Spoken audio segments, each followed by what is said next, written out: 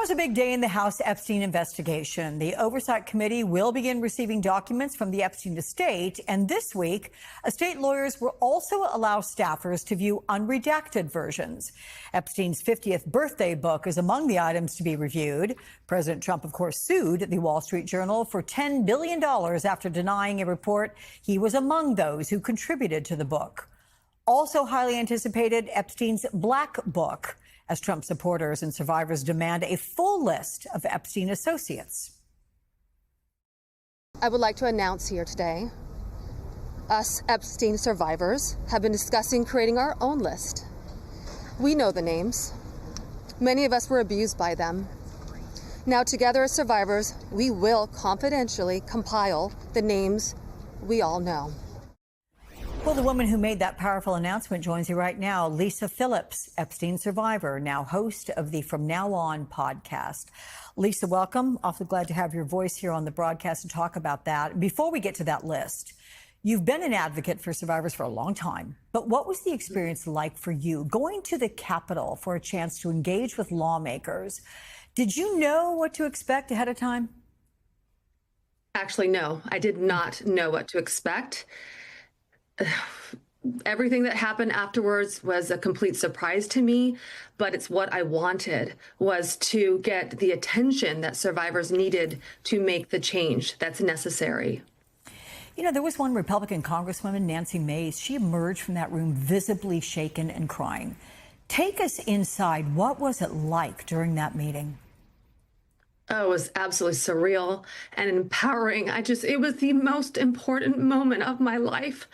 All of us survivors sat around the table with the Congresswoman and just shared stories. And a few of them told us about domestic violence or rape or things that happened to them in their past. And we just all passed around tissues and cried together. It was just a powerful moment. And what was it you wanted to convey by doing that? Was it a sense of like, understand us, hear us, feel our pain and do something?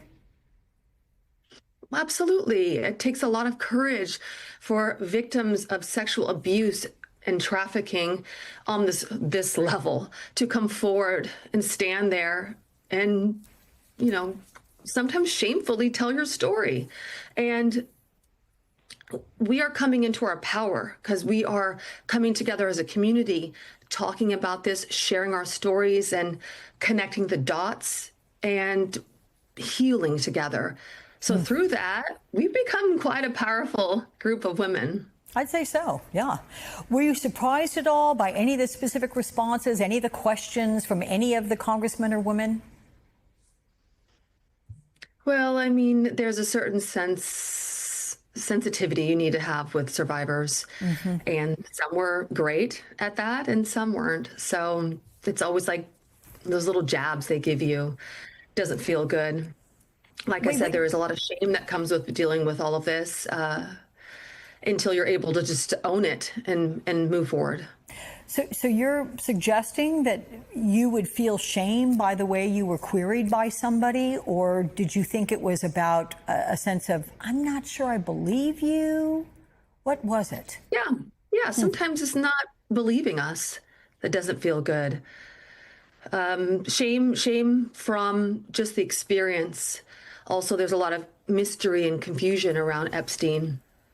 And a lot of people say, oh, well, why didn't you speak out earlier? Well, we had to take the time. It's been 6 years for us to connect the dots. Oh, you were at that party. Who did you see? Oh, that's funny. I thought I was going to meet with this person for a different reason, but 10 of you met with him too. So it took a while for us to connect the dots to even realize the extent of the abuse that we went through. It's a confusing thing. So yes, there's a lot of shame around it.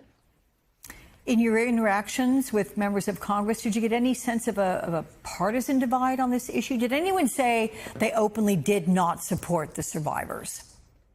Nobody said that. It was 100% support. And I feel from the Republican caucus, they probably all support us too, but maybe they just feel in this moment that they can't. But I believe why do you say that, Lisa? I mean, was there signaling to you like, I hear you, I understand what you're going through, and I'm sickened by it, but I can't say something? Basically, a few of us have reached out or had conversations with them, and I feel the empathy and I feel they want to do something, but I feel sometimes there's a lot of fear around if I stand up for you or if I do something or I'm that one person that signs on, they're scared of what may happen to them. And that's what the survivors have been going through. We're also scared. We have families. A lot of us are mothers. We're scared of what's going to happen to us. But we just want to do what's right. And we know that there's future generations that are watching us. Amen to that. Congressman Khanna promised the press conference was going to be explosive, and yeah, it delivered. How would you describe the feeling when you were there together, all in this big group? I mean, was that the most powerful moment of this entire ordeal? You've said this was the most important day of your life. It just felt so good to be able to get to that stage where I have owned it and I'm going to do something about it instead of having that victim mentality and staying hush hush. And I still applaud the women who want to stay quiet, but there was only 300 women that have come forward. And I personally know of over 40 that are staying quiet, and there's probably up to 1,000 or more. So there's other stories out there. There's other survivors that need to be heard, whether it's confidentially, anonymously, or if they want to join us would be great. But we are not done. We are on a mission to be heard and understood. It's extraordinary. Lisa, when you say there's probably 1,000 women, it is a mind-boggling concept. But let me ask you about talking about survivors that are going to compile together their own list. And Reps Thomas Massie and Marjorie Taylor Greene, they have offered to name those names on the House floor. But NBC News reports that the government is fighting in court now to keep that secret. The names of 2 people that Epstein paid and protected from being prosecuted. How does that make you feel? I'm not surprised, but as each statement like this is released, people can start connecting the dots a little easier. People, places, flights, contracts, black book, transactions, victim statements. Once they start releasing little by little, they're going to get a better, clearer picture of the dark and disturbing world that was really going on. And Lisa, by releasing those names, does that give you a sense of security that it is out there, or do you then fear for your safety? Well, the survivors have never said that we personally are going to release names. I just want to make that clear. When I made that statement, it was to the victims out there who haven't come forward yet, that we are going to get together as a community and talk amongst ourselves confidentially. We didn't have the next step yet. I'm thankful that so many people came forward and said, we've got you. We're going to do this if you compile the names. But we weren't thinking that far ahead because we are aware of the powerful people behind it. And the legality you could face. Yeah. And we're not foolish. We're not foolish. Not at all. Lisa Phillips, thank you so much for your time with us. We're thinking about you and rooting for you, quite frankly. Thanks.